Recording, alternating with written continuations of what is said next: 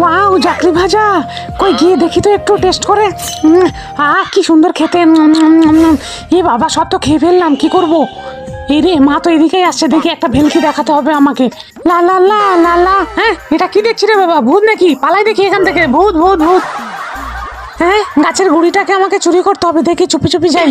এই তো হয়ে গেছে। মিনার মাকে আজকে আটকাতেই হবে, চকলেটটা এখানে রেখে দিই, ওই তো আসছে। লা লা। হ্যাঁ, চকলেট। ওয়াও, খেয়ে দেখি তো একটু ভালো করে। এই তো, এবার জালটা ফেলি। ওরে বাবা, আমাকে ছেড়ে দাও।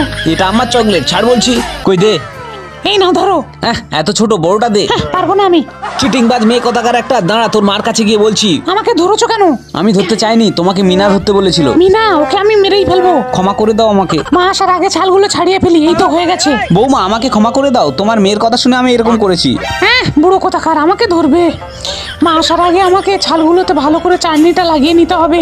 এই রে, মা মনে হয় চলে এসছে, কি হবে এখন? এই, তুই আমাকে মারতে পাঠিয়েছিলিস? কই না তো, আমি কেন মারতে পাঠাবো? ওই বুড়ো তোমার সাথে আমার ঝগড়া লাগানোর চেষ্টা করছিল। আমি তো এখানে বসে বসে ফোন ঘাটছিলাম, আমি গেম খেলছিলাম ফোনে, এই গেমটা আমি খেলছিলাম। এই দেখো, এবার বিশ্বাস হয়েছে তোমার? বলো। হ্যাঁ হ্যাঁ হ্যাঁ, আমার জার্কি। এই রে, কই একটু শুকে দেখি তো।